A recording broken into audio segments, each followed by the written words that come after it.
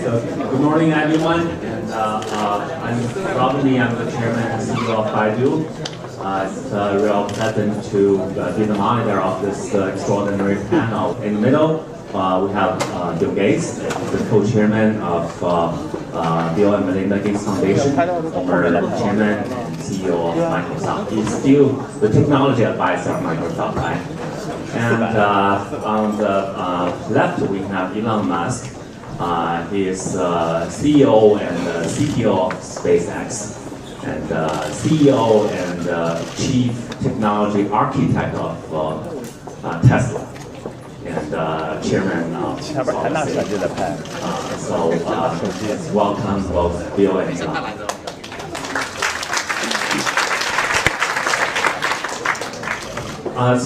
Roughly 2 weeks ago, when I agreed to be the moderator of this panel, I posted a message on Baidu Tieba soliciting questions from the internet users. I got more than 500 questions for two of you, and I'm going to select one question for each. And on behalf of the users, I'd like to ask. So, let's go on to the question. So for Bill, we have a question from a very ambitious person. He said, as a young man who intends to overtake you as the world's richest man, what kind of vision do I require, and what specific advice would you give me, Bill? Well, fortunately, I don't think there's any single metric that defines excellence.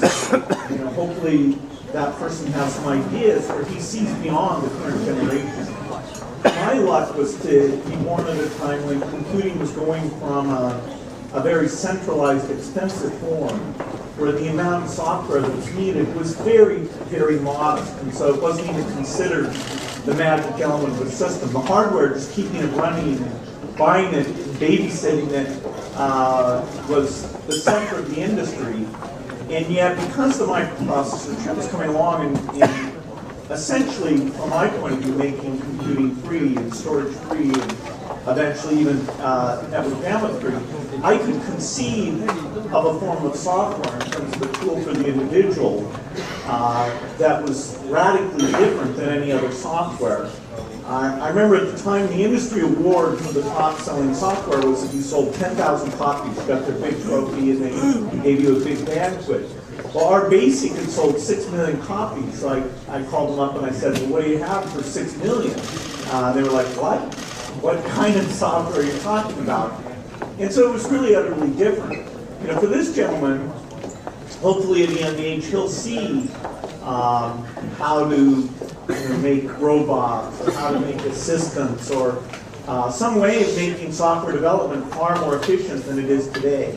Even though so many things have changed, if you look at, say the code that defines a website, or the code you write for business applications, I have to say, if you'd asked me 40 years ago what that would look like, I would have predicted that it would be much easier to do business applications, much easier to write highly reliable code. So there's an opportunity for somebody, and it's not just in software. If they can invent, a way of making energy cheap and CO2 free, see a twist of using technology to do that. I'd say that would be a kind of a mind-blowing contribution. So the room for innovation, the speed for innovation is better today than ever.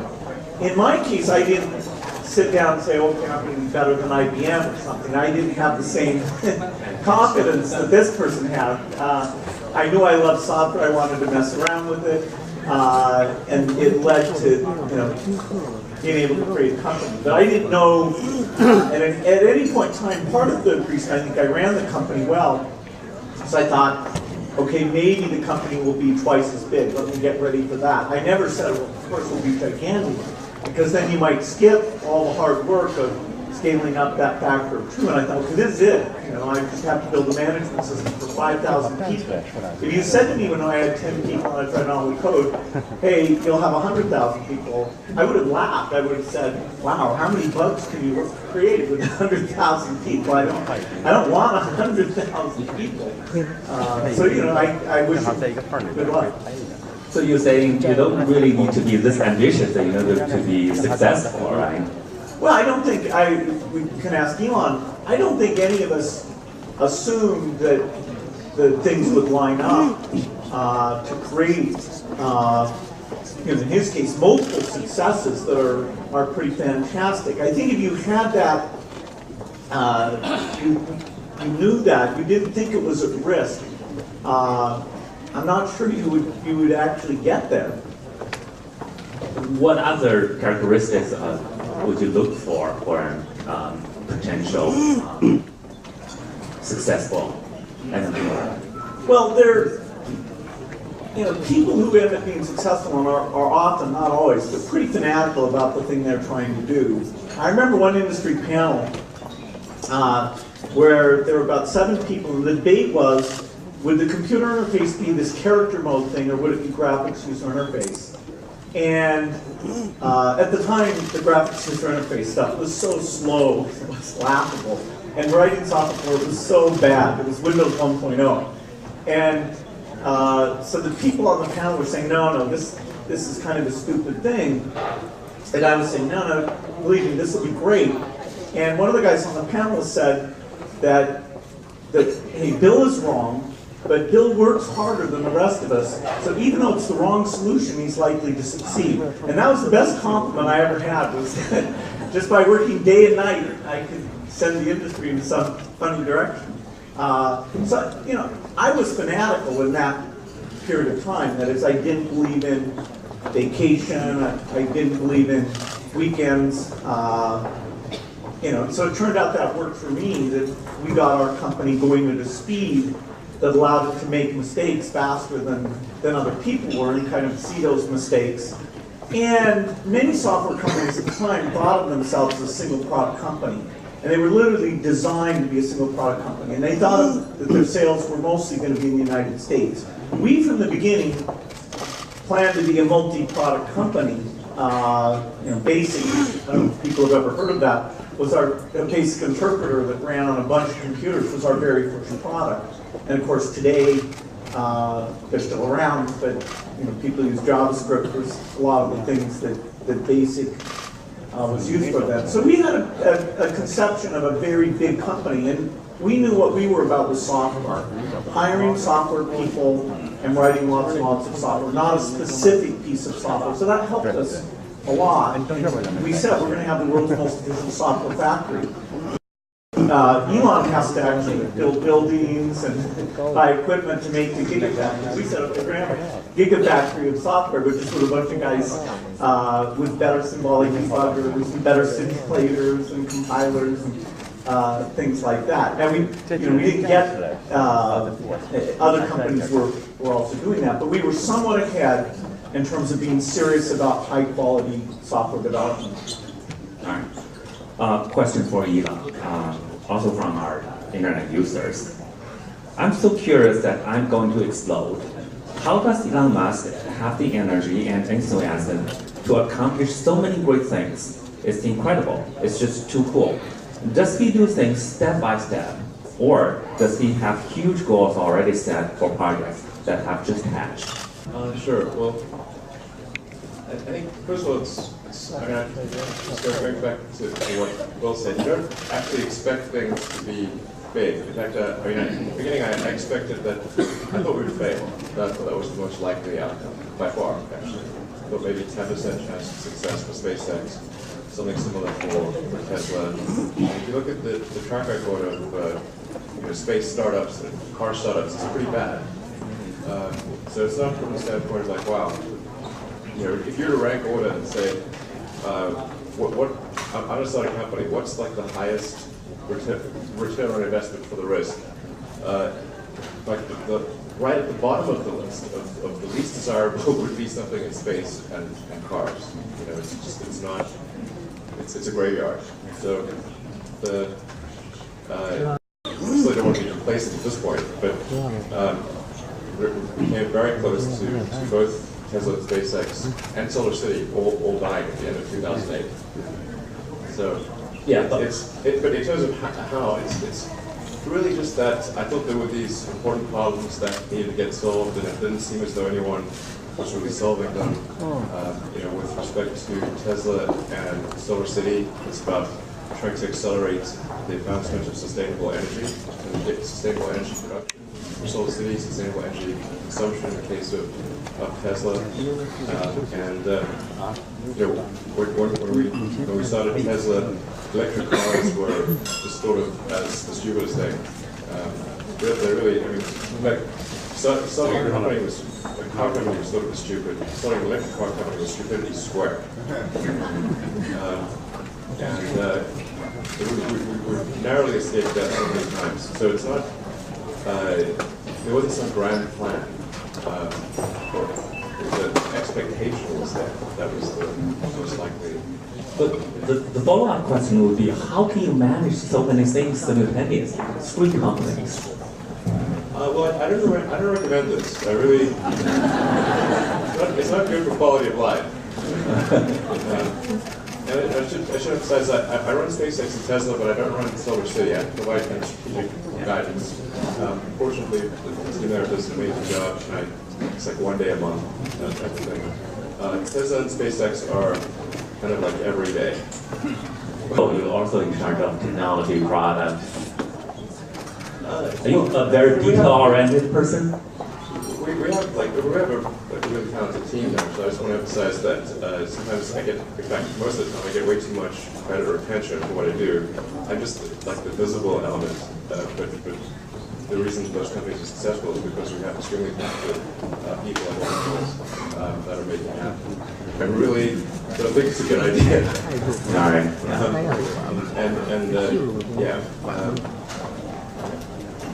I mean, I do it because I feel like I'm responsible for these things, not because it's necessarily the best thing for quality of life. Okay. Yeah, got it. So, among the 500 questions, when I went through those questions, one thing I noticed is that for questions to build, most of the questions are Microsoft related. And I understand you spend more time on your foundation than Microsoft these days. Do you really think you are making a bigger contribution to humanity your foundation through your foundation than you did through Microsoft? In other words, let's say 100 years from now, would you rather be remembered as the founder of Microsoft or as a great philanthropist? Well, I hope I'm alive 100 years from now. That'd be nice. They don't have to remember me as long as I get to do fun work like I am now. You know, the biggest part of the economy is the private sector. And when you think, why are things going to be better 20 years from now, 30 years from now, the vast majority of that's going to come out of private sector companies. The digital revolution is at an early stage. And so companies like Baidu, Google, Apple, Microsoft, they're making a huge contribution. The tools that they create that get used in so many domains, just take education as one domain that over time, we haven't seen it yet, but over time that should make ability to connect up to what somebody's learning and what their goals and aspirations are.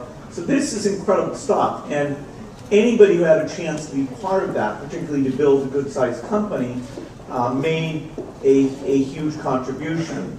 What I saw was that the most unique thing I could do, starting in my 50s, was to be full-time at the foundation.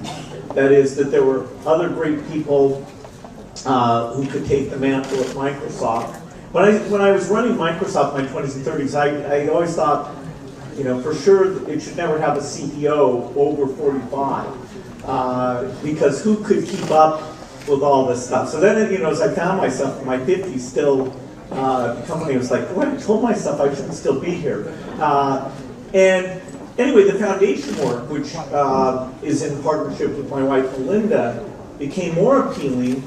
And I was saying to myself, gosh, who's going to work on malaria? It appeared to be more of a vacuum, that organizing science and government to take these problems that are a little bit hidden away in these poor countries where most people don't actually go and see the depredations of malnutrition and infectious disease.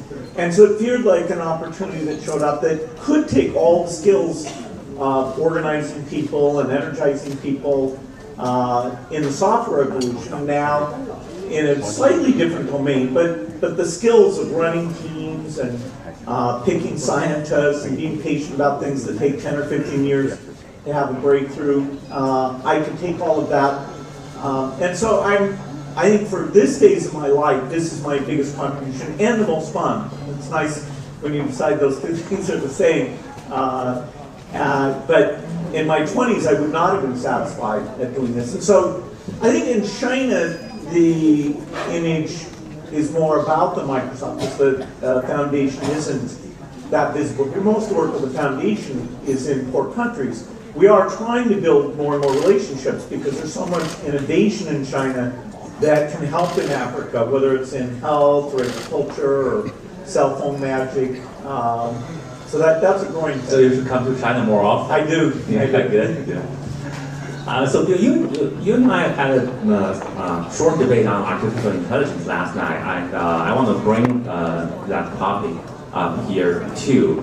I also understand, Elon, recently you said that artificial intelligence advances is like summoning the demon. That generated a lot of hot debate. Baidu's chief scientist Andrew Ng recently said during an interview that worrying about the dark side of artificial intelligence is like worrying about overpopulation on Mars. How would you address that? He said it's a distraction to the scientists in artificial intelligence. I think that's a sort of radically inaccurate analogy. I know a bit about Mars. So the risks with sort of digital superintelligence, and it's important to appreciate that it wouldn't be just human level; it would be superhuman almost immediately. It would just zip right past humans to be way beyond anything we could really imagine. I think more appropriate analogy would be like if you consider, say, nuclear research, with the potential for a very, very dangerous weapon, releasing the energy is easy. Containing that energy safely is very difficult. And so I think the right emphasis for AI research is on AI safety. We should put vastly more effort into AI safety than we should put into advancing AI in the first place, because it may be good or it may be bad, and it could be catastrophically bad. It could be the equivalent of nuclear meltdown. So you really want to emphasize safety. So I'm not against the advancement of AI. I want to really be clear about this, but I do think we should be extremely careful. And if that means it takes a bit longer to develop AI, then I think that's the right trade-off. We shouldn't be rushing headlong into something that we don't understand.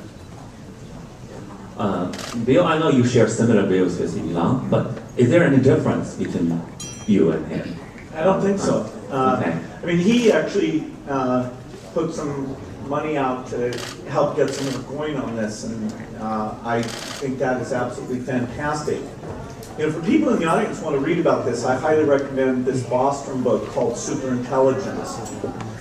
But the basic point that Elon just made, that we have a general purpose learning algorithm that evolution has endowed us with.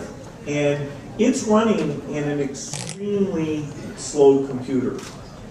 Very limited memory size, ability to send data to other computers. We have to use this funny mouth thing here. But whenever we build a new one that starts over, it doesn't know how to walk. It's a really long root process. So believe me, as soon as this algorithm, taking experience and turning it into knowledge, which is so amazing, and of course we have not done in software. As soon as you do that, it's not clear you'll even know when you're just at the human level. You'll be at this superhuman level almost as soon as that algorithm is implanted in silicon. And actually as time goes by, that silicon piece is getting ready to be implanted. The amount of knowledge, as soon as it has that learning algorithm, it just goes out on the internet and reads all the magazines and books and things like that. We have essentially been building the content base for the superintelligence. You think you're using the internet, that's actually what you're doing. So, I try not to get too exercised about this, but when people say it's not a problem, that really, then I can start to get really in a point of disagreement. How can they not see what a huge challenge this is? We all understand this will have huge impacts in the society in the future, and many companies, including Microsoft, Baidu, we all invest heavily in artificial intelligence. These days I'm reading a book by Walter Isaacson, The Innovators. There are lots of detailed stories about how innovations came out. I guess his point is that innovation comes usually from collective efforts from many talented people. But what I also took away is that the U.S. government, especially the military, played a very important role in the advancement of technology. For example, Project Apollo, that generated a very large and steady demand for microchip, which resulted in the flourishing of Silicon Valley companies like Intel. And internet was a direct output of ARPANET. So the U.S. government played a very important role in this kind of technology advancements. Earlier this month, I was at the CPPCC meeting in China. I made a public speech advocating a project called China Brain. It's basically a artificial intelligence infrastructure put out by the Chinese government. We're hoping to build the largest AI infrastructure so that companies, entrepreneurs, universities can do research based on this platform. For the two of you, do you have any advice on this project? Well, basically, it's fantastic that China's stepping up to fund more basic research, whether it's in medicine or computer science. That's going to help strengthen its universities. It's going to speed up innovation. President Xi talks a lot about the importance of innovation. So China has a lot to contribute. You have to be careful how you structure the government's relationship to innovation. For example, in Japan, they picked some very specific goals and approaches, the so-called fifth generation project. And it was the wrong way to go.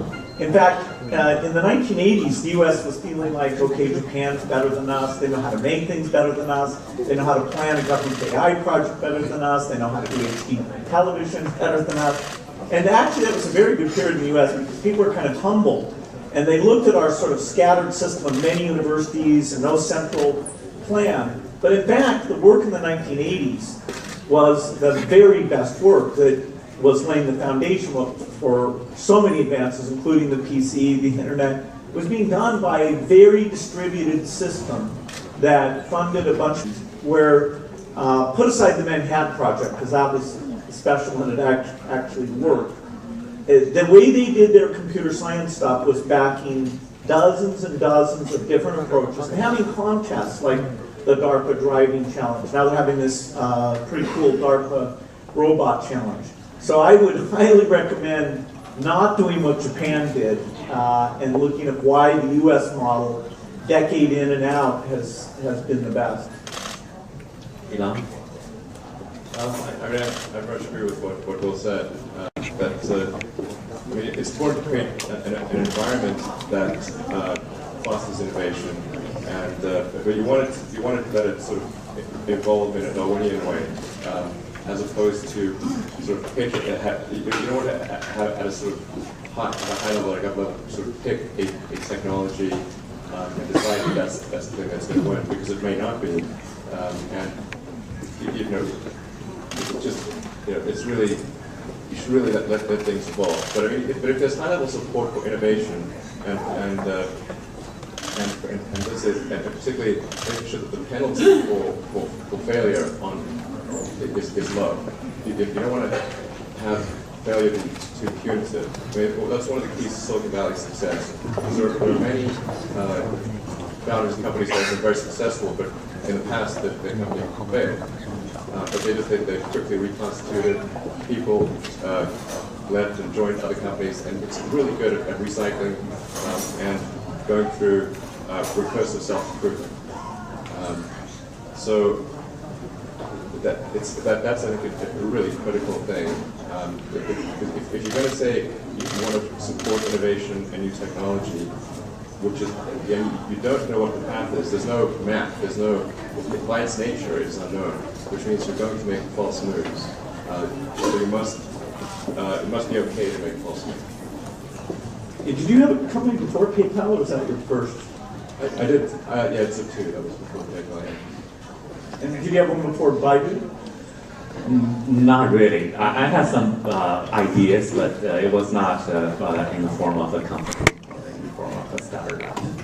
But yeah. Speaking of that, I think Bill, you became famous way before Elon and I started our company. So you probably had the chance to know some of the last generation entrepreneurs. Is there anyone that you had contact with and you have respect and you learn things from? Is there anyone like that? Well, when I started Microsoft, IBM was the dominant company, and they were sort of this behemoth. And then we ended up creating together with them the so-called IBM personal computer that ships in 1981. So it's kind of funny to be working with them. And we learned a lot from them. And there are some great people there like Frank Carey. Then we worked a lot with Intel. I learned a lot from Andy Grove. Andy was not always nice to me, but that still allowed me to learn. Well, you were partners, right? Intel. Yeah, that partnership was more challenging than it might appear from the outside. But anyway, Andy was a brilliant person. Some of his books about management are very good. Gordon Moore, who did more of the chip-level technology, is an amazing person I worked with, and he's also a great philanthropist now. Steve Jobs was an incredible person, and part of the reason he was so incredible is he was so good at engineering great products, even though he didn't know much about engineering. His ability to pick people and define what the product should be without really understanding the rules of software or chip actually made his talent all the more amazing. And the way he built groups and the way he pulled things together. So there were a ton of great people I learned from. I may have learned more from Warren Buffett, who's completely outside all the crazy computer industry stuff, but his basic views about business and how you work in business actually had more influence on me than any other single person. Also, I'd say having the Japanese for customers, even though I'm saying in the 1980s they weren't structuring things well, their emphasis on quality, and Microsoft had about 40% of its sales coming from Japan for 5 of our early years. Their emphasis on quality really woke us up and changed a lot of how we did things. So that was a huge evolutionary push for us. So is there any more outside of technologies? Like I know Warren Buffett, but he's more like an investor, right? Any entrepreneurs that you have contact and you learn things? Well, now that I'm in phase of philanthropy, I'm getting to meet a lot of incredible entrepreneurs in a lot of different business areas. But when I was starting Microsoft and people would say to me, you're an entrepreneur, I'd always say, well, what does that mean? I'm a software guy. You know, I didn't wake up and decide, shall I do, I'm a generic entrepreneur, and shall I do barbershops or cookies or, so I was a software person. You know, at age 12, I was writing software. At age 13, I was writing software. There was only one thing that I had a chance of being world class at, which was the thing I was obsessively doing from age 11 to 17. And so it's not like I could have started a company doing anything else in the universe. You know, I'm a software person, and then I had to learn, oh God, you have to hire people. Oh God, you have to fire people. That's a lot of fun. You have to do budgets. You have to sell things. You got to go to conventions and have booths and stand there and, you know, flog your wares. So I wanted to have software for myself that would be empowered for myself. And then I had to learn, okay, there's contracts and many things that go along with that. So in some ways, you know, the drive all came from the dream about software, not some dream about, okay, I'm going to have a company, let's just pick an industry and go get it done. Well, it's been some years since you were 13. When you look back, when you reflect on your previous life and compare yours with the other successful entrepreneurs, and when you look at the younger generation, do you see any difference between each generation of entrepreneurs? I guess there are probably a lot of commonalities among different generations, but is there a sort of evolution that the next generation entrepreneurs are better or smarter or stronger? Do you see anything like that? Well, I'm very impressed with Mark Zuckerberg. I've gotten to know him well, and you know, I'm impressed the current generation is actually pretty good about asking us old me, because I'm older than these guys. You know, what mistakes did you make? How should things work? You know, our generation was, in a sense, it was a cleaner sheet of paper. So every conference I would go to would be people our age. There weren't older people, and then, you know, all the analysts or venture capital people who we worked with all kind of grew up. But it was an industry of people in their 20s and then in their 30s. Now, it's much more age diverse. You know, Mark's, what, 32 or something, and he's not anywhere near the youngest guy. He's the youngest guy with a mega success type company. I think maybe this group is a little more mellow. You know, Steve was kind of crazy in a certain way, and I was kind of crazy in a certain way.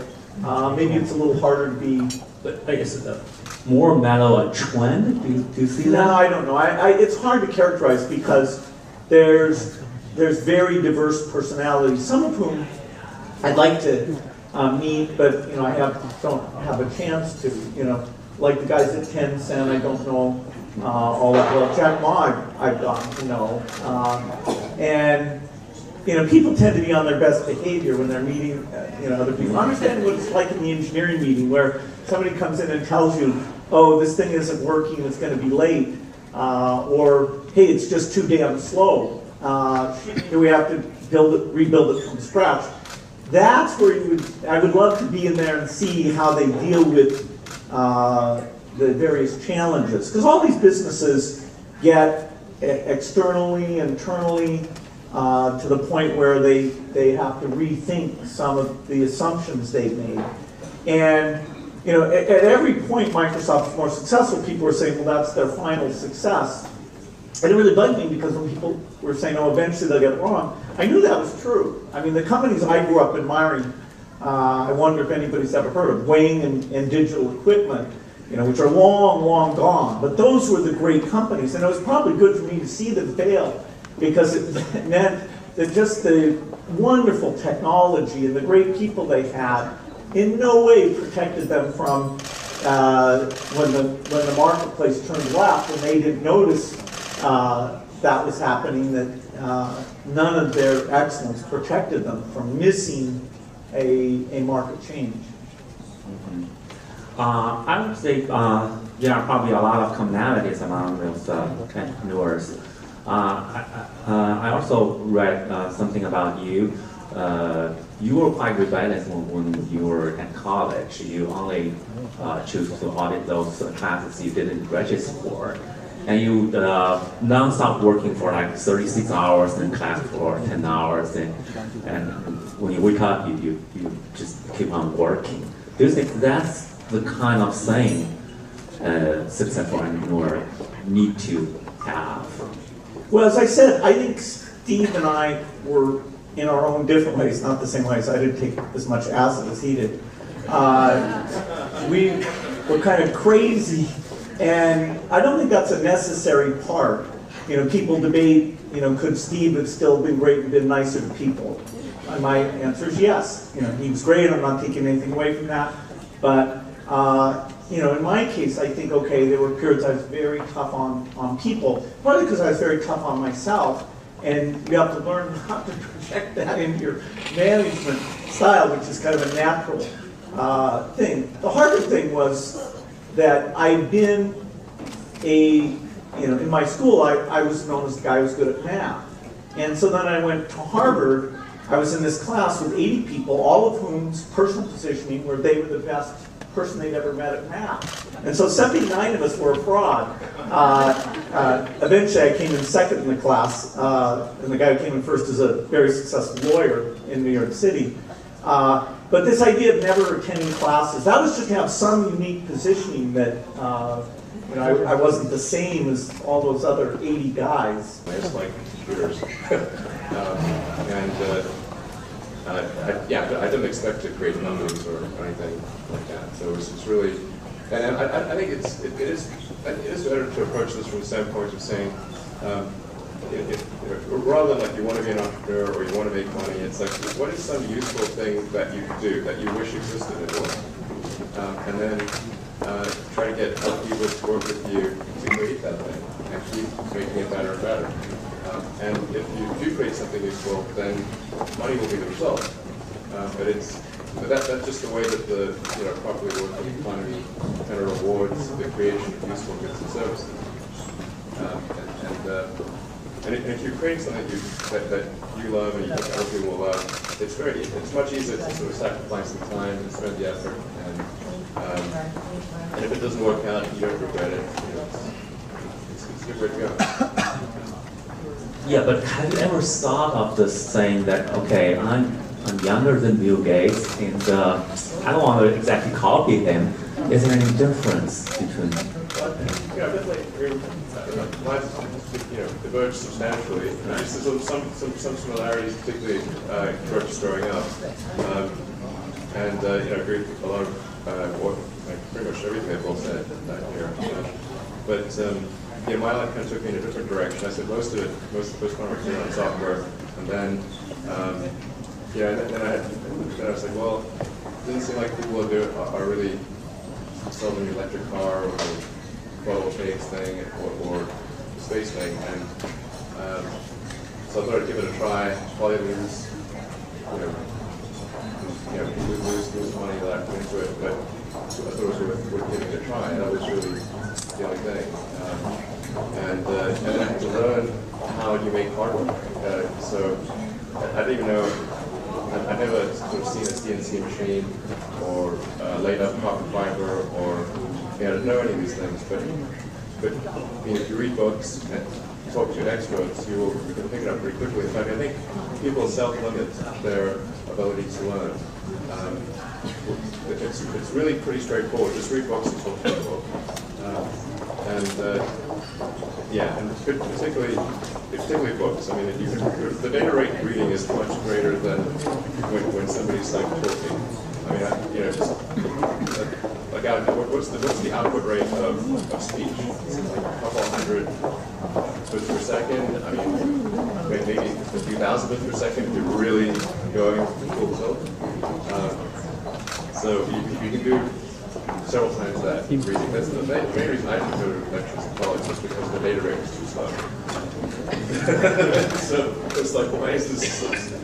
Why are they reading the textbooks? I mean, this is like a bedtime story or something. Ridiculous.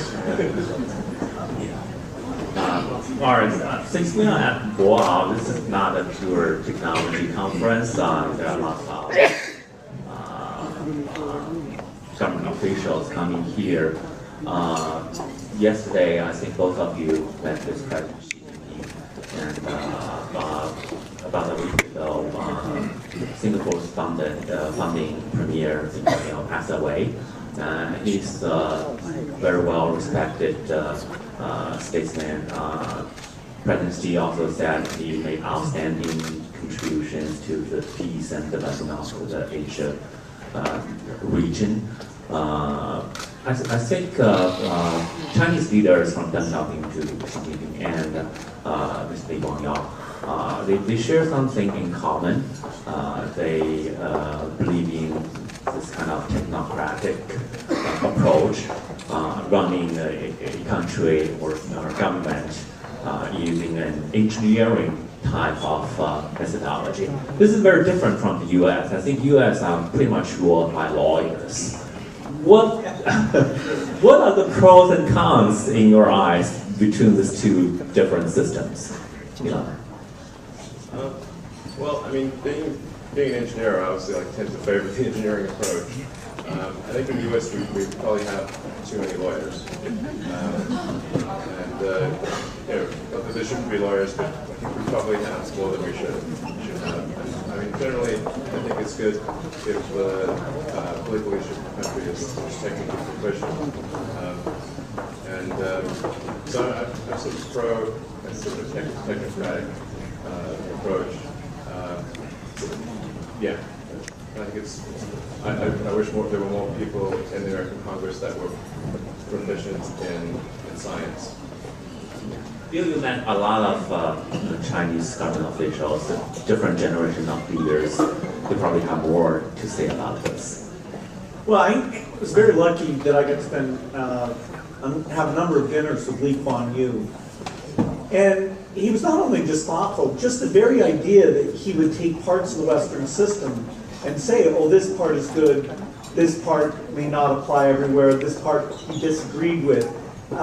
It was kind of bold because, of course, the Western system was succeeding. Basically all the rich countries in the world had followed the Western system. And so the idea that he thought he would do it slightly differently was a huge contribution.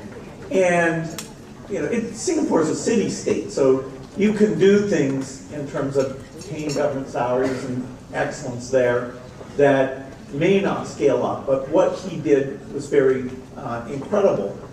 What we really want is this mix of democracy and expertise, and no country has that balance right. If you err on the side of democracy, there's certain extreme things about the wrong person getting in power, and if you kick them out, then how do you get new people in?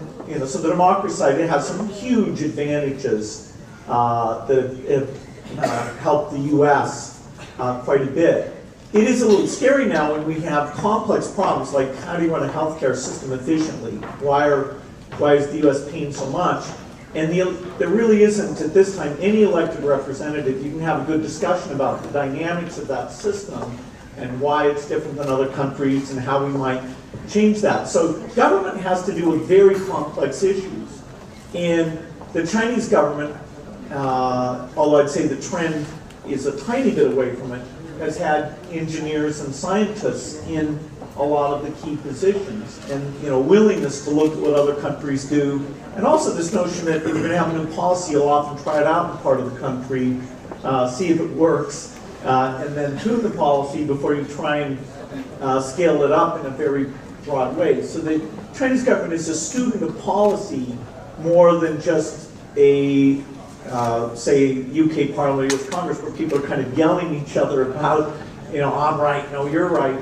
It's not like, oh, let's go do an experiment. I've never sat in the US Congress and say, oh, let's try yours out, and one state will try out mine, and we'll come together and combine the best features. That's not a typical electoral dialogue that we're having right now. So it's a work in progress. There are things like how you run universities where the US model, other people should just adopt it. Then there's things like health systems and governance where they maybe should take some aspects but try out variations so that we get the benefit of 192 countries of slightly different experience, including at the subnational level.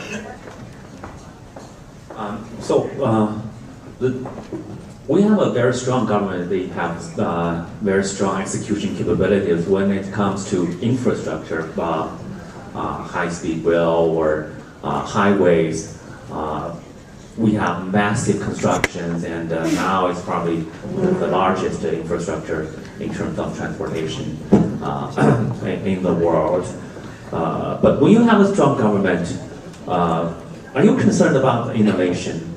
There might be things that's too strict that's going to hurt innovation. Well, I think Chinese innovation is going at a very high speed. I think that the government could raise how much it spends on science research even more than it is. It's raising those things. There have been areas like in the media where you have to say why the Chinese market, although this is starting to change, has been behind in terms of media companies and things. I think a little bit the state probably deserves, it's a little bit of the reason the media sector hasn't come further along. But in terms of things like how do you make energy, the state policies are not holding back somebody, figuring out some big invention. In fact, I have a company, a nuclear power company called TerraPower, that really China's the most natural partner for us with the breakthrough generation of nuclear, because China's a lot like the United States was in the 1960s, where the idea that you want to go forward and do new things, it's very clear. The idea that the status quo isn't where you want to be. The U.S. today is very careful that, hey, we're pretty happy with the current conditions. So if somebody wants to build a new building or take some new approach, there's a lot of maybe no. And there's like 5 levels that you go through. Maybe no, maybe no. And so it's, whereas the bias towards moving and doing new things, which has a small downside but a huge upside as well, I'd say in terms of breakthroughs in some areas like nuclear, it's more likely to come out of China than almost any other place because of this bias towards doing big projects. And in the 1950s, 1960s, that was the US. In the 70s, it started to be Japan. Korea took on that role, and that big engineering bias is great for the world. So Elon, you are very futuristic. Let's say 50 years from now, how would you envision a conference like Boao be done? Do you think we still have to come to the stage and meet face to face, or is there a better way for people to communicate as a conference? The airport will be closer.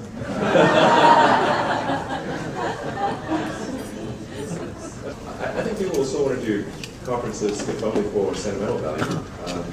It just feels better to be in proximity to people. I mean, even if you have really perfect virtual reality, like you put on your headgear and your haptic suits and everything, and kind of be there, it really feels like you're there. It's still not the same as actually being there. I think people, it's sort of a natural human thing to want to congregate and be around people. Speaking of transportation, there are lots of buzz about the self-driving cars. How long do you think it's going to take for self-driving cars to become mainstream in US, in China, and other parts of the world? Sure. Well, let me preface this by just saying that with something where there's an enormous industrial base like cars, anything that happens en masse is going to take time. So there's about 2 billion cars and trucks on the road. Global capacity is production capacity is about 100 million cars and trucks a year. So let's say tomorrow we had self-driving cars that work perfectly. It would still take a long time to switch out the massive industrial base. It would take 20 years if there were the same number of cars and trucks. There's probably some smaller number of cars and trucks when things are autonomous, but it's still will still take a while. So I think, but to answer the question, say where do I think the first production self-driving car will exist that people can buy? it's probably, well, in terms of the technology working, I think we're not more than 5 years away from having the cars that are way safer than vehicles. Yeah, but for mainstream adoption, there needs to be laws and government support. That's why I said from a technology standpoint. Right. So, from the point at which you have the technology working, then you have to convince the regulators that it's truly safe. So you'd be effectively running large fleet cars in shadow mode, where there's still human driving, and you evaluate what the narrow AI on the car was doing compared to the human actions, and then you'd be able to statistically prove that the narrow AI on the car would have been safer than the person. And it's going to take at least 2 or 3 years. So from the point at which it actually works, I would expect that there'll be some delay in the regulatory approval of at least 2 or 3 years. Yeah, my point out to that is that it won't be monolithic. That is, companies like Microsoft will keep coming in all the time saying, we're going to do the most advanced city in the world. Well, now it's clear, if you want to design a city that assumes that drones are allowed to deliver things and come up with ways of sort of onboard client-side collision avoidance, and you want to assume you need no parking garages because these self-driving cars are around, we should have a few dozen jurisdictions in the world to decide to get out there in front, get the benefits and the challenges of that, just so we get hundreds of millions of hours of this software seeing the ball come into the street and all that things. And pioneers there's some downside with it. But so that's why it's good we don't have one government. Even in China, they should pick some places and have super liberal rules. So I think we're a few years away from having, say, a dozen jurisdictions say, let's just go for it and design this in. And then in a decade, we'll see the benefits as well as a few of the problems. So besides the government, is there any other factors or type of people who need to be prepared about this, driverless cars? What kind of preparation for people like us need to have? Well, the benefits are mainly when you design a city from scratch, assuming that you get this thing. We don't have that kind of luxury in most cases. That's right. In mega cities, and how can we smoothly transition to that kind of Well, society? you can have a regulatory environment where things like Uber are allowed to come in. Uber's a form of a driverless car. It's just using sort of on-demand human labor to efficiently provide that service. And so you think about Uber for everything, the way we use capital equipment, and it's pretty exciting that the very market mechanism of when resources should be used in a different way was very inefficient until we had this digital template. And now we're seeing that the matching of I want to use an asset, I have an asset, has been amped up. That matching function is way less friction now than ever before. So it's changing a whole ton of things about capital goods and labor usage. So, Elon, do you see Uber as a partner or competitor? Or what's going to happen when nobody needs to drive the car? I think that, neither a partner or a competitor. I mean, we're just making cars. So, like, Uber can buy the cars, other people can buy the cars right there. And they'll gradually get more autonomous. But again, I do want to emphasize that the point I made about the industrial-based switchover means that this is not going to be an overnight transition. It's literally impossible for it to be an overnight transition.